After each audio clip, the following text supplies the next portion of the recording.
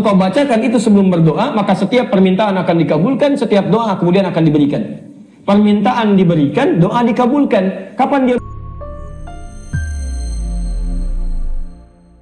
Silahkan keluarkan, karena setiap ayat Quran ada fadilahnya, keutamaan-keutamaannya. Kalau ibu ingin bacakan, silahkan. Misal, ibu bacakan surah Al-Ikhlas, Qul huwallahu ahad. Al-Ikhlas itu disebut sepertiga Quran. Kalau ibu bacakan Al-Ikhlas kemudian, salah satunya apa? Allah akan berikan kemudahan-kemudahan, termasuk mempercepat jawaban doa. Misal, ada namanya ulama Sayyid Sabiq, Bu, punya kitab Al-Aqaid Al-Islamiyah. Di dalam kitab ini, sampai halaman 59, beliau keluarkan hadis posisi paling kanan sebelah bawah tentang seorang sahabat Nabi ketika mau berdoa diawali dengan Al-Ikhlas. Dia katakan, Allahumma inni as'aluka innaka antal ahad as-samad alladzi lam yalid wa lam yulad wa lam yakul lahu kufuwan ahad. Sebentar. Allahumma inni as'aluka an taghfira li. Dia mau minta, ya Allah ampuni dosa saya, cuman dia awali dengan surah Al-Ikhlas. Ya Allah, ini hadisnya sahih. Ya Allah, saya akui engkau yang ahad.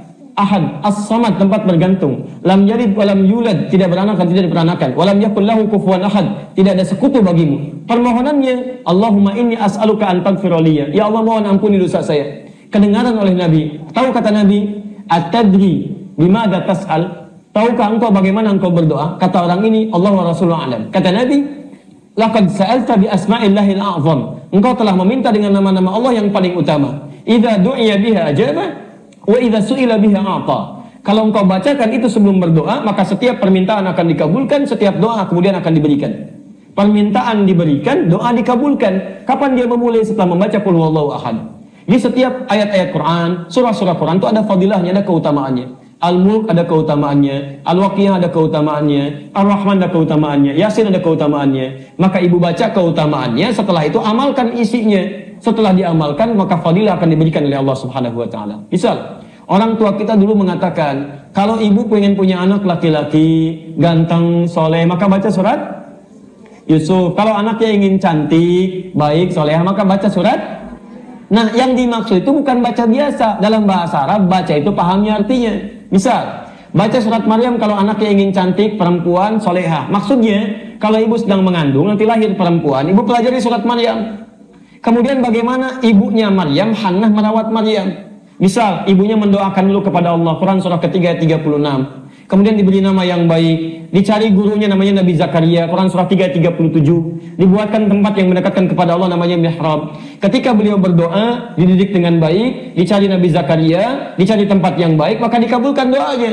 Kata Quran surah ketiga 37 paling kiri sebelah bawah, fataqabbalaha rabbuha biqabulin hasanin wa ambataha nabatan hasana. Diterima doanya oleh Allah, ikhtiarnya diterima, maka kami rawat anaknya dengan pertumbuhannya, dijaga oleh Allah. Kapan itu dijaga? Bukan saat dibaca, tapi saat diamalkan isinya.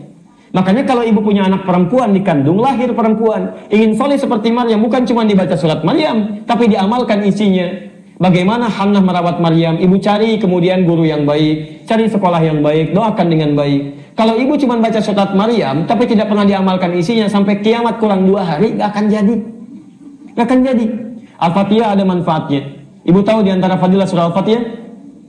Misal bisa menyembuhkan penyakit dengan izin Allah. Dulu orang kena kalajengking, Bu, orang Arab, kepala suku.